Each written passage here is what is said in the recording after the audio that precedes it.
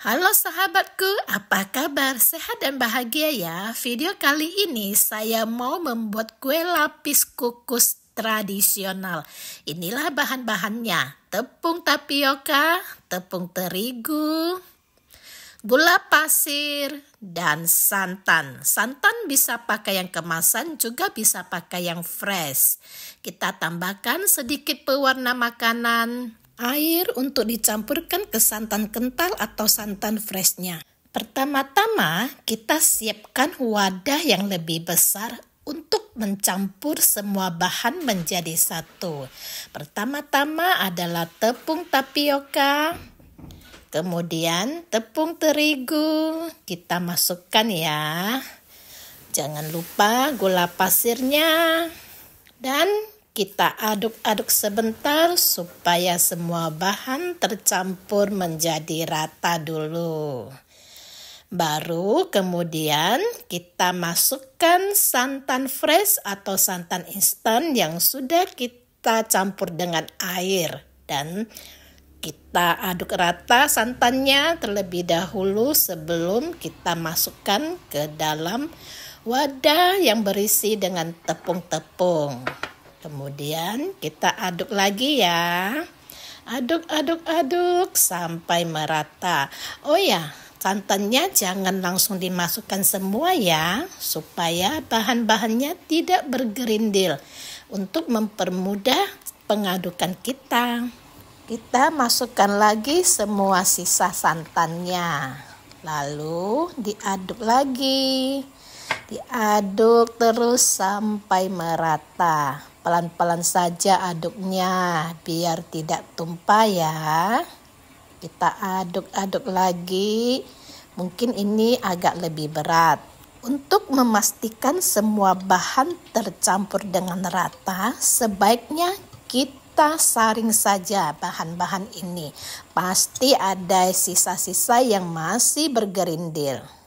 Kita saring bahannya biar lebih licin, kilat, dan kinclong ya. Pelan-pelan saja tuangnya biar tidak tumpah. Nah, betul kan? Masih ada bahan yang tersisa bergerindil ini. Bahan yang bergerindil kita aduk-aduk dengan whisker aja untuk menghaluskannya seperti ini ya teman-teman. Kalau sudah merata, adonan kita bagi ya. Ini saya bagi jadi 2 bagian saja, karena saya hanya membuat 2 warna. Satu bagian saya kasih pewarna merah. Kasih 2 tetes dulu ya. Kita aduk-aduk. Kalau warnanya belum merah, bisa tambahkan lagi 1 tetes atau 2 tetes. Sesuai selera ya. Satu bagian ini saya biarkan dia original, tidak saya tambahkan apa-apa. Kita kukus dengan loyang seperti ini. Sebelumnya, loyang wajib kita beri olesan minyak makan, biar bahannya tidak lengket di loyang ya. Olesi minyak tipis-tipis saja di semua sisi loyangnya. Oh ya, sampai lupa nih, loyang yang kita gunakan tidak mesti harus sama seperti loyang saya. Kebetulan saya hanya punya loyang seperti ini. Teman-teman bisa gunakan loyang yang ada, bebas ya. Nah, semua loyang saya beri olesan minyak makan di semua sisinya untuk mempermudah pekerjaan kita saat mengukus bahan kue lapis ini ya. Nah, ini sudah licin seperti jalan tol. Kita sisihkan dulu. Kemudian kita siapkan dandang untuk mengukusnya. Kebetulan saya hanya punya dandang besar seperti ini. Kita kasih air dan didihkan dulu ya. Bila air kukusan sudah panas dan mulai mendidih, kita bisa masukkan adonan ke dalam loyang. Wajib kita aduk-aduk terlebih dahulu adonannya sebelum dimasukkan ke dalam loyang. Saya masukkan 3 centong nasi adonan seperti ini ya ke dalam loyang. Nah, kita ratakan sebelum dia mulai mengeras. Kita kukus kira-kira 3-4 menit saja.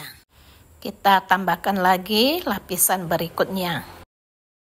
Ingat ya, sebelum adonan kita kukus di dandang, wajib kita aduk-aduk terlebih dahulu untuk meratakannya.